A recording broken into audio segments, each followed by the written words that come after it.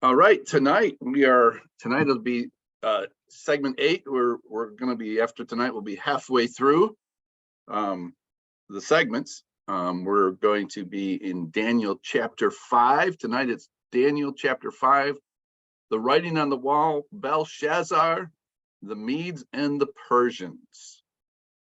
It's in your syllabus. We're on page 41. And in your Bible, you can turn to Daniel chapter 5, which is where we will start tonight. And we will just get right into it. So the last segment, we looked at chapter 4. Chapter 4 ends, it was the dream of Nebuchadnezzar, probably occurred at the very end of Nebuchadnezzar's reign by the time his 7 years, and then he came to realization who God is and praised the true God. Chapter 5, we jump in time, and we are now at the end of the Babylon Empire. Chapter 5 is the end. I mean, at the end of this chapter, this Neo-Babylonian empire that Nebuchadnezzar built is defeated. So we have jumped from chapter 4 to chapter 5 for quite a long time period. So I'll read this and then we'll go back. Daniel chapter 5 verses 1 through 4 starts out, Belshazzar, the king, held a great feast for 1,000 of his nobles, and he was drinking wine in the presence of the 1,000. When Belshazzar tasted the wine, he gave orders to bring the golden vessels, silver vessels, which Nebuchadnezzar, his father, had taken out of the temple, which was in Jerusalem, so that the king and his nobles, his wives, and his concubines might drink from them. They thought the gold vessels that had been taken out of the temple. Then they brought the gold vessels that had been taken out of the temple, the house of God, which was in Jerusalem, and the king and his nobles and his wives and his concubines drank from them. They drank the wine and praised the gods of gold, silver, of bronze, iron, wood, and stone. So in chapter 5, it just starts out with Belshazzar the king. This chapter ends with Belshazzar being killed, and the kingdom is given over to the Medes and the Persians, and Darius the Mede takes the kingdom and rules over the region of Babylon. Now, I'm going to take a little time to start out here looking at history, because as I mentioned, I think either in the orientation or in chapter 1, history doesn't always agree with the Bible, and there's a lot of different opinions about these kings of Babylon. For years, Belshazzar wasn't even mentioned in any of the historical things. And then they found some of these cuneiform writings, which we're going to look at tonight, actually mentioned Belshazzar, but he was not mentioned in like Herodotus histories. And then also historians, there's not much written about Darius the Mede. So not much about Belshazzar and not much about Darius, and yet these are the kings in the biblical record. And as I stated, I think the Bible's right, and history has to fit within the Bible, not the other way around. So what I'm going to try to do is, the best I understand in this first part of tonight, I'm going to try and fit history into what I think actually is. Again, it might not be accurate, but this I know: Belshazzar's king, Darius the Mede gets the kingdom. Bottom line. How that came about maybe is not as clean as what I'm going to try and make it tonight, but this is the best I understand from historical records, and we'll look at this right now. So who is King Belshazzar? As I mentioned, the end of chapter 4 would have been toward the end of Nebuchadnezzar's reign. Chapter 5 is at the end of Belshazzar's reign, as well as the very end of the end of this Neo-Babylonian empire. if you have your syllabus, you could look at your timeline. I'm going to look at this on page 9, but really 9 and 10. Page 10 of that timeline, the second half, is the second half of these reigns of these kings. And I kind of want to go through this with you with the best that I understand from historical documents, but especially from the biblical record. So here's the end. Almost all historians, and the things I can read and find, say that Cyrus the Mede defeated Nabonidus, or defeated the Babylon, that Babylon fell in 539 BC. However, the Bible doesn't say that the kingdom was given to Cyrus the Persian. This end of the chapter tells us that it was given to Darius the Mede. You have another problem with the 539 date, and that is that in 539, Daniel has only been there 66 years. In order for a full 70-year captivity, which we know from the prophecy of Jeremiah, we know from the book of Ezra, the first year of Cyrus has to be in 535 BC for a full 70 years. I believe that there's a 4-year period when the Medes and the Persians conquered Babylon, and Darius the Mede had the kingdom for 4 years. And then I think the Persians and the Achaemenid Empire took over, and that's 535 BC becomes the first year that Cyrus rules over Babylon, rules over Judah, and you have the record in Ezra in the first year of Cyrus, after the 70 years, that he sends back the children of Israel back to Judah, Jerusalem, to build the temple. That's the best I understand. But as I said, most historical documents show that Babylon fell in 539 BC. So what happened between chapter 4 and chapter 5 with the Babylonians? Nebuchadnezzar's reign ends here in 562 BC. That was the end of Nebuchadnezzar when he died after reigning for 43 years. And really, he was the Neo-Babylonian Empire. That was Nebuchadnezzar. And he dies in 562 BC.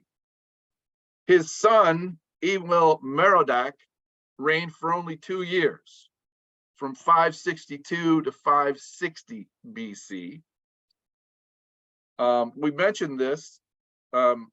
He is mentioned in the Bible, Evil-Merodach or Evil-Merodach. He's also known as Ewil-Marduk. He was the third king of the Neo-Babylonian Empire, ruling from 562 BC until his overthrow and murder in 560 BC. He was the successor of Nebuchadnezzar II. On account of the small amount of surviving cuneiform sources, little is known of Evil-Marduk's reign and actions as king. Actually, probably the best historical information about Evil-Marduk is in the Bible, which I gave to you guys in another session from Jeremiah 52:31 and 2 Kings 25:27. After Nebuchadnezzar died, his son Evil-Marduk took over the kingdom, and he released Jehoiachin, the son of Jehoiakim. He released him from prison and reestablished him in his household.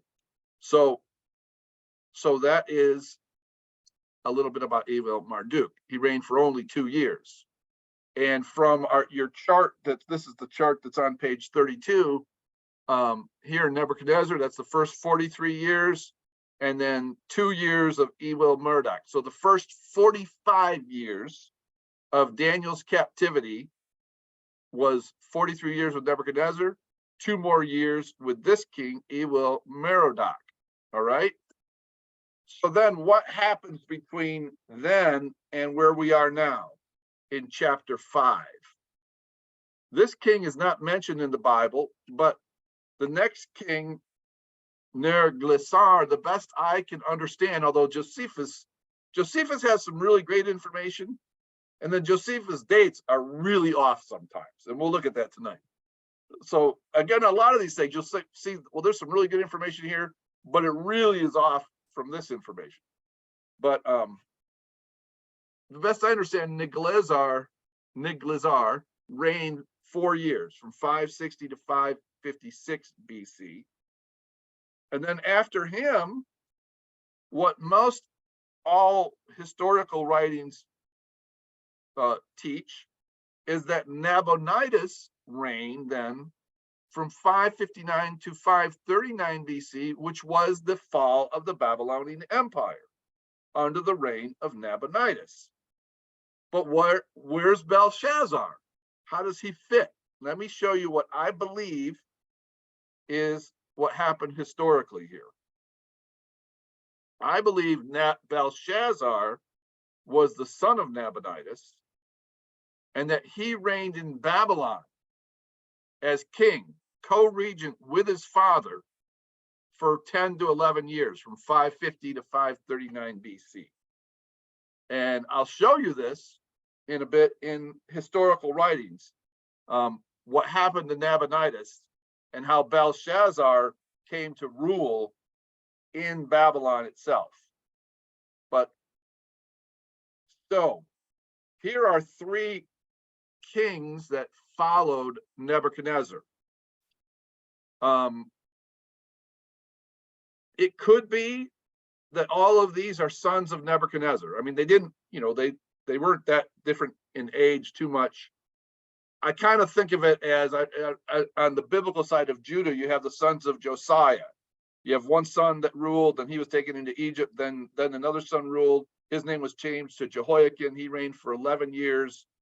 His son Jehoiachin was taken into captivity. And then another son of Josiah reigned, and his name was changed to Zedekiah. He reigned for another 11 years. So they were all sons of Josiah. You may have a similar thing here, where these are sons of Nebuchadnezzar. However, reading up on this is some interesting stuff. What I've come to think now is that Evil-Merodach was the son of Nebuchadnezzar. Nerglissar, you can read from different writings, was married to Evil-Merodach's sister. It was his brother-in-law, or it was Nebuchadnezzar's son-in-law, and he murdered Evil-Merodach after 2 years, and he took over the kingdom. A wonderful brother-in-law. Watch out for your brother-in-law. No, so he had him killed, and then he reigned for 4 years and died. Now there's another king, which I didn't mention because he only reigned for 3 months, so I didn't even put him on my timeline, but just for your information, the son of Niglazar was this known as Labashi Marduk. Josephus has a different name for this guy, but it's Labashi Marduk, the best I understand. He only reigned for 3 months, from April to June of 556 BC. Supposedly, and this I find interesting, Belshazzar, who is the son of Nabonidus, led a coup against Labashi Marduk, disposing him and killed him. And then Belshazzar named his father Nabonidus as king. Isn't that interesting? So I think Nabonidus, I don't know if that's true or not, but that's from different sources. I think Nabonidus was the son of Nebuchadnezzar. I think Evil-Merodach was the son of Nebuchadnezzar. Some have suggested that Nabonidus and Belshazzar were a totally different dynasty, not even of the bloodline. But I don't think that's true. From what you read, I think it makes sense that they wanted the kingdom back. Niglazar had taken it unjustly. Belshazzar killed him. Nabonidus becomes king. Now, how come Nabonidus is not ruling then here in Daniel chapter 5 after his reign?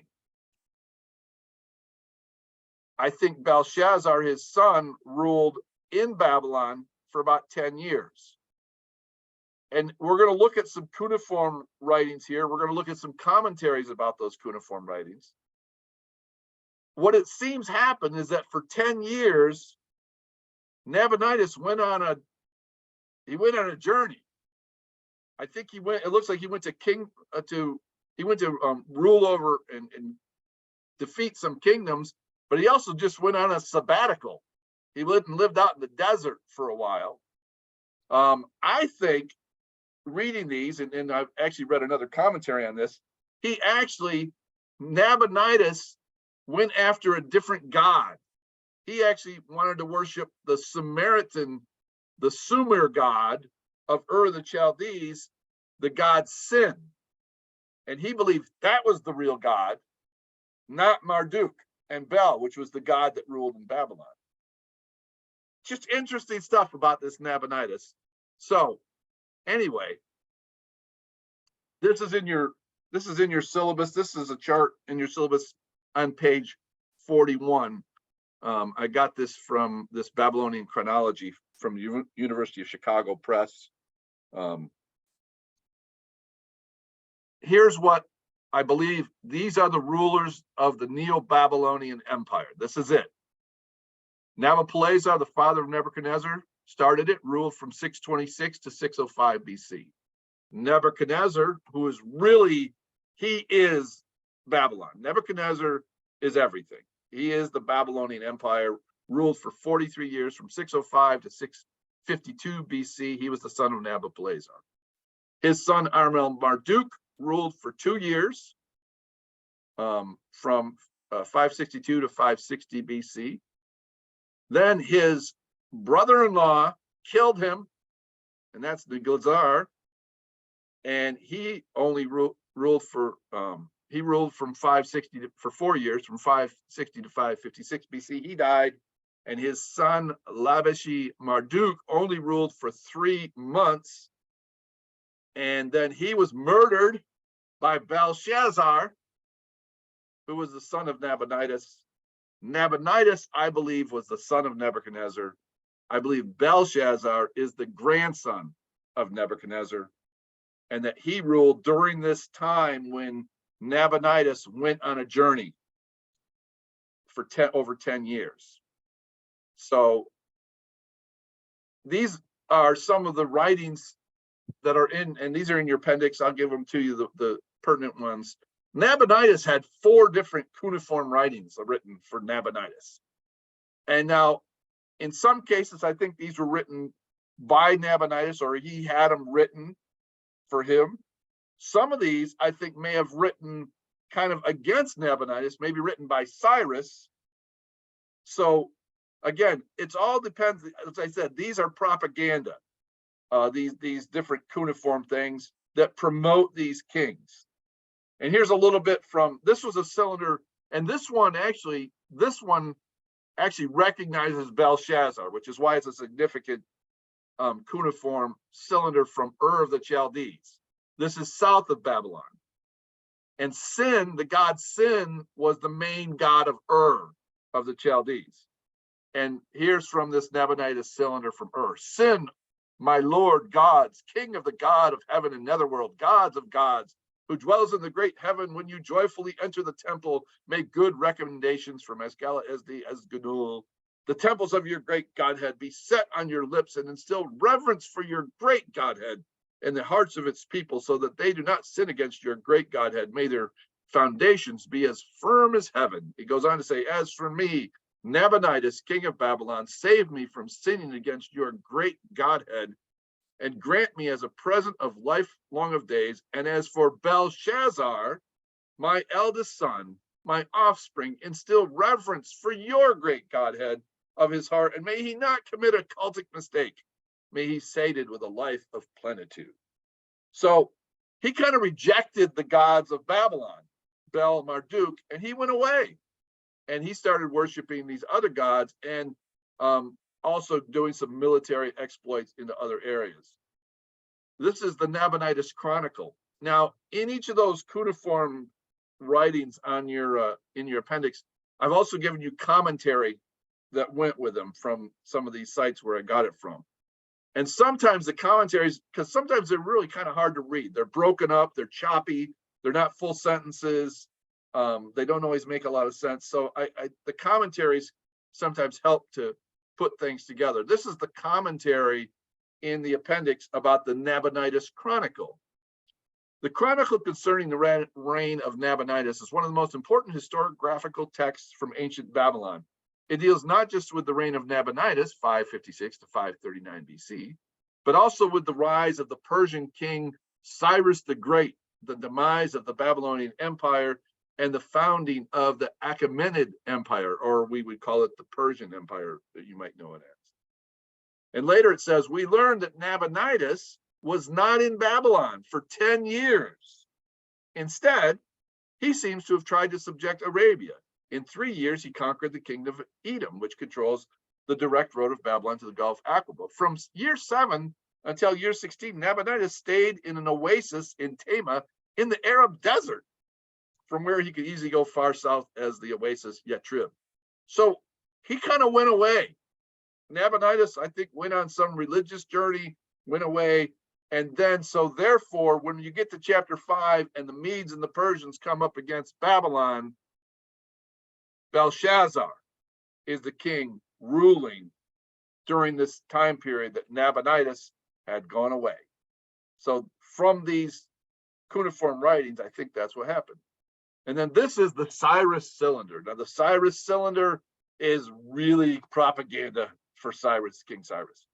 Doesn't mention Belshazzar. It doesn't mention Darius the Mede. It's all about Cyrus. Listen to this.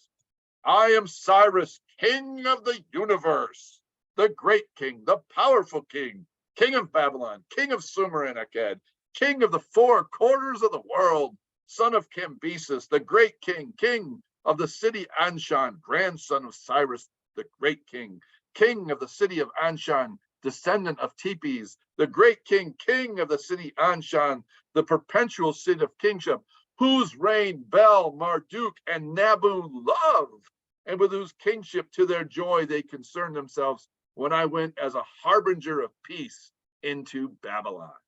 And if you read this, and you read it, there's a lot in there. It almost sounds like Cyrus believed he was freeing Marduk, Bel, and Nabu from Nabonidus, who had rejected these gods. It's really, I don't know, very interesting stuff. Here's the commentary on this Cyrus cylinder. The Cyrus cylinder is a document issued by Cyrus the Great, consisting of a cylinder of clay inscribed in Akkadian cuneiform script. The cylinder was created in 539 BC, surely by order of Cyrus the Great, when he took Babylon from Nabonidus, ending the Neo-Babylonian Empire. This document is clearly propaganda, praising the Achaemenid ruler Cyrus and treating Nabonidus like an impious and bad king. So, again, they're great historical information, but they're all filled with bias and propaganda.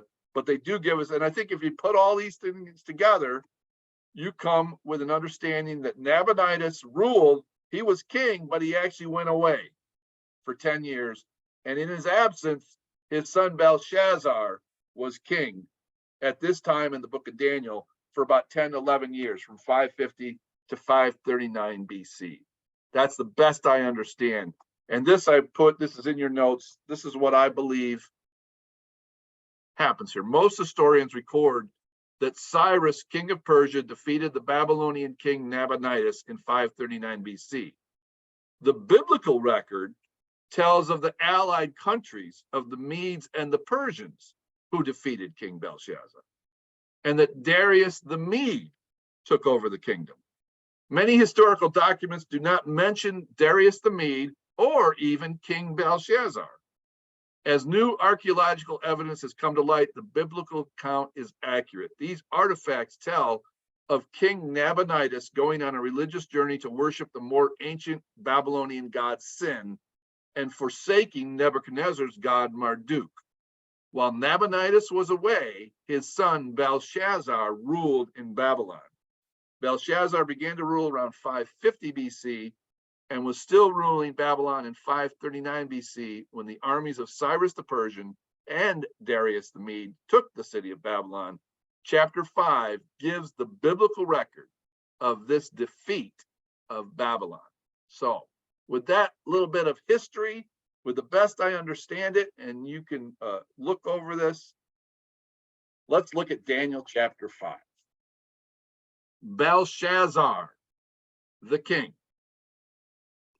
held a feast for 1,000 of his nobles, and he was drinking wine in the presence of the 1,000. When Belshazzar tasted the wine, he gave orders to bring the gold and silver vessels which Nebuchadnezzar his father had taken out of the temple which was in Jerusalem, so that the king and his nobles, his wives, and his concubines might drink from them. Then they brought the gold vessels that had been taken out of the temple, the house of God which was in Jerusalem, and the king and his nobles and his wives and his concubines drank from them. They drank wine and praised the gods of gold and silver, of bronze, iron, wood, and stone. Suddenly, the fingers of a man's hand emerged and began writing opposite the lampstand on the plaster of the wall of the king's palace. And the king saw the back of the hand that did the writing. Then the king's face grew pale, and his arms alarmed him, and his hip joints went slack, and his knees began knocking together. I'd love to see this in a movie sometime. The king called aloud to bring the conjurers, the Chaldeans, and the diviners. The king spoke and said to the wise men of Babylon, any man who can read this inscription and explain its interpretation to me shall be clothed with purple and have a necklace of gold around his neck, and have authority as third ruler in the kingdom. Then all the king's wise men came in, but they could not read the inscription or make known its interpretation to the king. Then King Belshazzar was greatly alarmed. His face grew even paler, and his nobles were perplexed. The queen entered the banquet hall because of the word of the king and his nobles. And this queen spoke and said, O king, live forever. Do not let your thoughts alarm you or your face be pale. There is a man in your kingdom in whom is a spirit of the holy gods. And in the days of your father, illumination, insight, and wisdom, like the wisdom of the gods, were found in him. And King Nebuchadnezzar, your father the king, appointed him chief of the magicians, conjurers, Chaldeans, and diviners. First thing before I go on here, I always imagine what this was like. Right? They're sitting here, there's thousands, they're having this party, they're drinking from these gold and silver from the temple of God, of Yahweh. They're in there having a party, a drunken party, and all of a sudden, this giant hand appears, and you can just see it going on the wall. I can see the sound of it, right? Writes on the wall, and it says his knees shook. I mean, it must have really shaken him up. But anyways, that's one of those cool things where God said, I'm intervening right now. Let me get your attention, right? So God does that with this hand on the walls. Now, I want to point out something here. And this, I found my ESV version of the Bible, I think, explained this as best as anything I could find on this, that in the Aramaic, the word father in this chapter, in verses 2, 11, 13, and 18, can be understood as predecessor. Not necessarily father, but simply predecessor. Like in verse 5, Nebuchadnezzar, your father, your predecessor. Verse 51, your predecessor. King Nebuchadnezzar, your predecessor, the king, whom your predecessor, the king. And then in 522, the word son can be understood as successor, your successor. Belshazzar, have not humbled. So that puts it into a very obscure. So it could be that he was his grandfather. It could be that he wasn't even related to Nebuchadnezzar. He was from a whole nother bloodline, but Nebuchadnezzar preceded him and he succeeded Nebuchadnezzar. So just a little bit about those words, and that's from my ESV Bible. Also, the word queen in here can be understood as queen mother. Daniel 5:10, the queen or the queen mother entered the banquet hall and said the words to the king and his nobles. The queen or the queen mother spoke and said, O king, live forever. Do not let your thoughts alarm you or your face be pale. And in this instance, I think Josephus is accurate in his Antiquity of the Jews. He says, now when the king's grandmother saw him cast down into this accident, she began to encourage him and say, I think Josephus is accurate there, that this queen was Belshazzar's grandmother, which was Nebuchadnezzar's wife, is what I believe this queen is in this chapter. So, what's the queen say? Verse 10, the queen entered the banquet hall because of the words of the king and his nobles. The queen spoke and said, O king, live forever. Do not let your thoughts alarm you or your face be pale. There is a man in your kingdom whom is a spirit of the holy gods. And in the days of your father, illumination, insight, and wisdom, like the wisdom of the gods, were found in him. And King Nebuchadnezzar, your father, or your predecessor, the king, appointed him chief of the magicians, conjurers, Chaldeans, and diviners. This was because of an extraordinary spirit, knowledge and insight, interpretation of dreams, explanations of enigmas, and solving of difficult problems were found in this Daniel, whom the king named Belteshazzar. Let Daniel now be summoned, and he will declare the interpretation. Then Daniel was brought in before the king. The king spoke and said to Daniel, are you that Daniel who is one of the exiles from Judah, whom my predecessor, my father, the king, brought from Judah? Now I have heard about you that you have a spirit of the gods is in you, and that illumination, insight, and extraordinary wisdom have been found in you. Just now the wise men and the conjurers were brought in before me that they might read this inscription and make its interpretation known to me. But they could not declare the interpretation of the message. But I personally have heard about you, that you are able to give interpretations and solve difficult problems. Now, if you are able to read the inscription and make its interpretation known to me, you will be clothed with purple and wear a necklace of gold around your neck, and you will have authority as third ruler in the kingdom. Verse 17, then Daniel, now you got to realize Daniel at this point is like 80 years old. I don't think he really cares too much about this Belshazzar, personally. I don't think he has a lot of really worries too much about Belshazzar.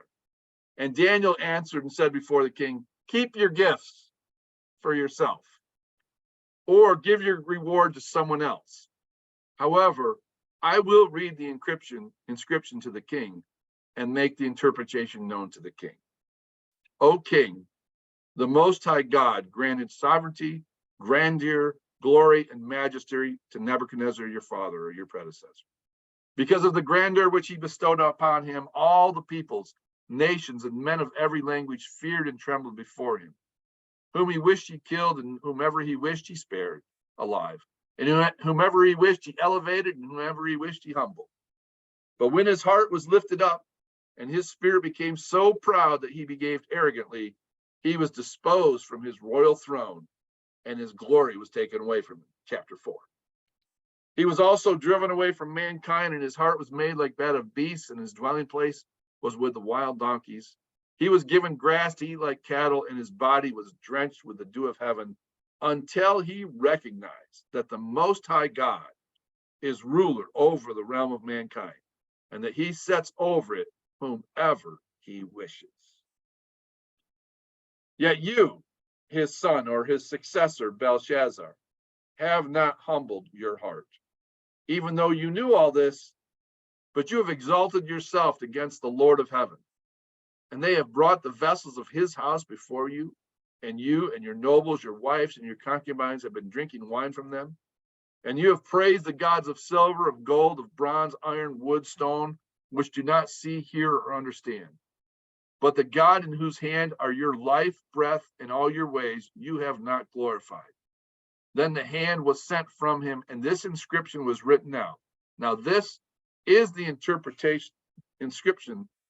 Now this is the inscription that was written out. Mene, mene, tekel, upharsin. This is the interpretation of the message. Mene, God has numbered your kingdom and put an end to it. Tekel, you have been weighed on the scales and found deficient. Perez, your kingdom has been divided and given over to the Medes and Persians. Then Belshazzar gave orders. They clothed Daniel with purple and put a necklace of gold around his neck, issued a proclamation concerning him that now he has authority as the third ruler in the kingdom. That same night, Belshazzar, the Chaldean king, was slain. So Darius the Mede received the kingdom at about the age 62. And so comes the end of the Neo-Babylonian Empire. Boom. That's how fast God can take out a king if he wants to. So a little bit, this is also is in your appendix, the Greek historian Herodotus.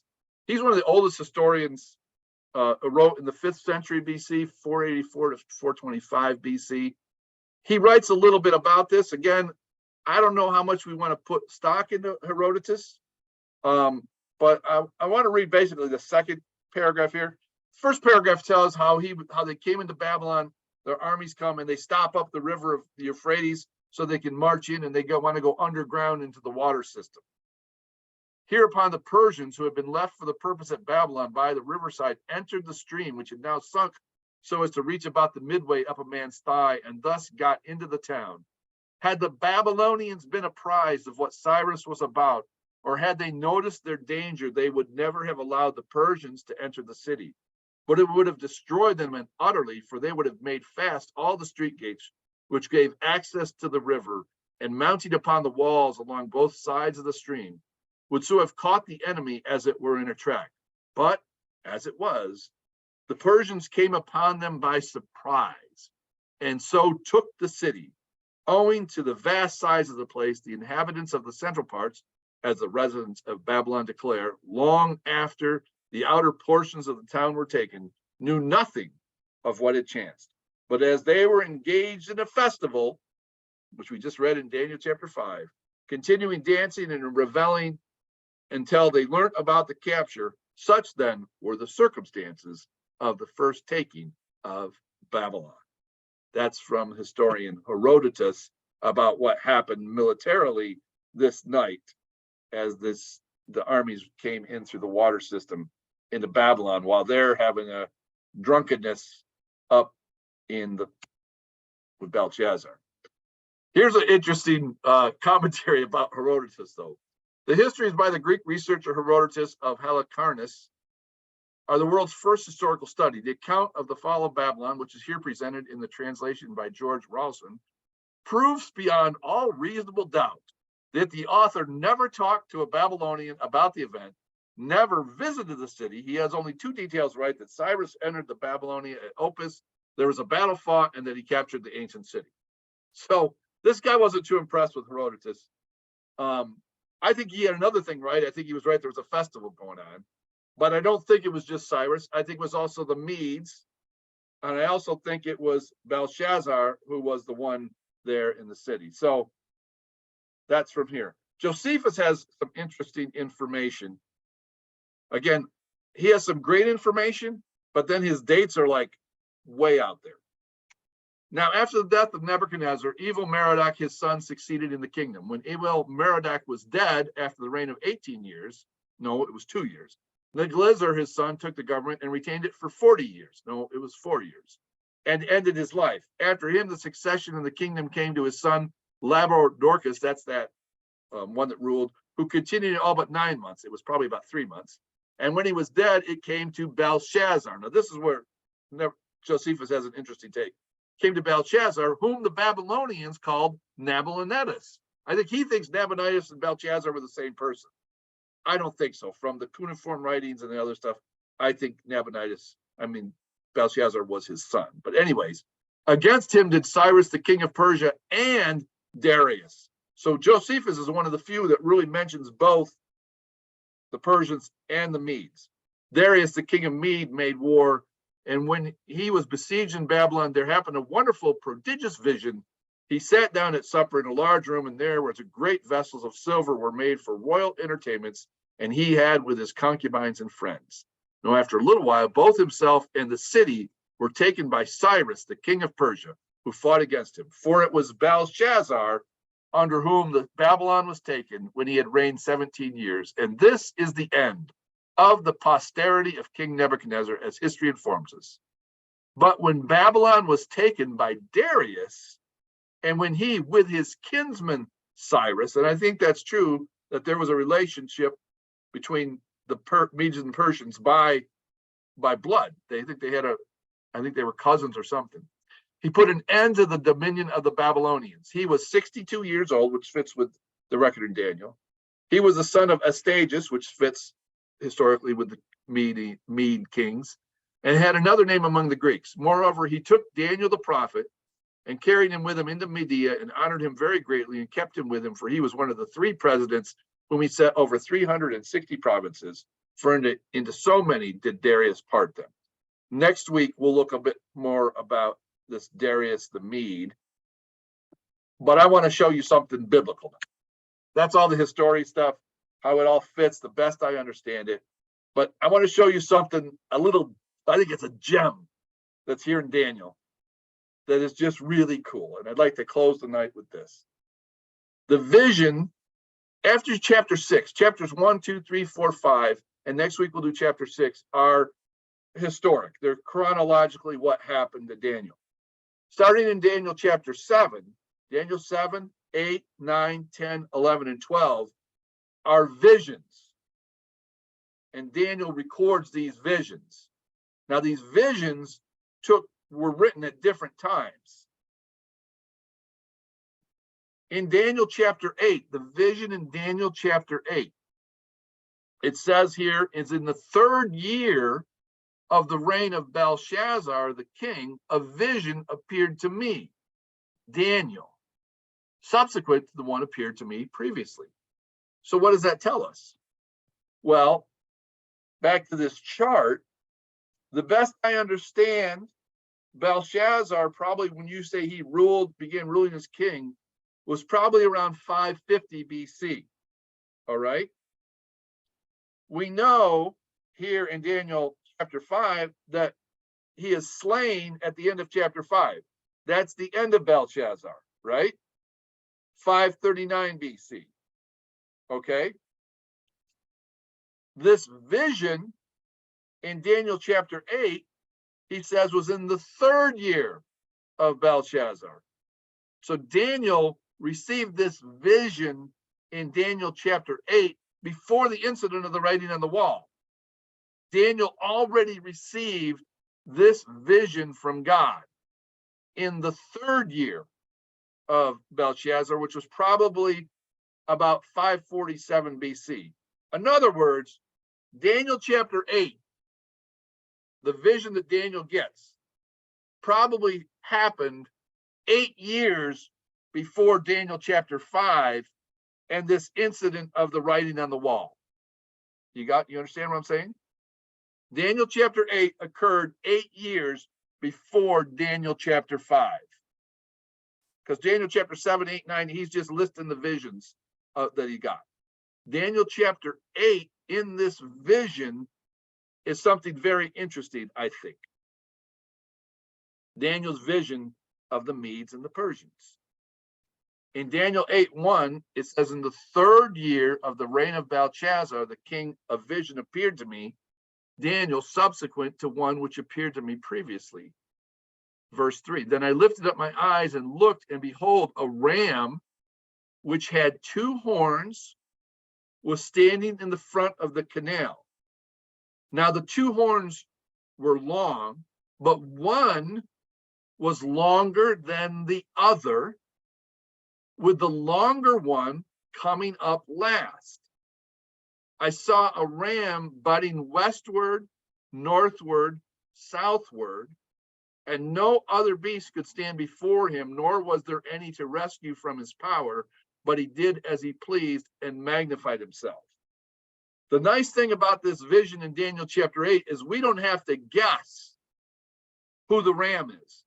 We don't have to guess who the 2 horns are, because Daniel is told in verse 20, he's given the interpretation of the vision. The ram which you saw with the two horns represents the kings of Media and Persia. Hello. And the Medes took Babylon first with Darius the Mede, and then later the Persians took it, and it was much longer. The Persian Empire took over the Medes totally, and that prevailed. But when they came together at this time, when they came, they were they were two nations joined together.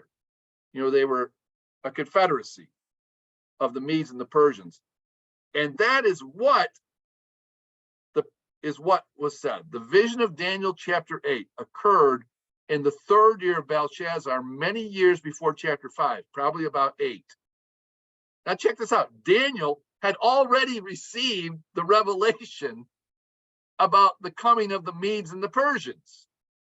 Before Belshazzar summoned him to come and read the writing on the wall, Daniel already knew what was going to happen. He already knew that the Medes and the Persians were taking over. So when the king says, I'll give you all this, Daniel's like, keep your gifts, man.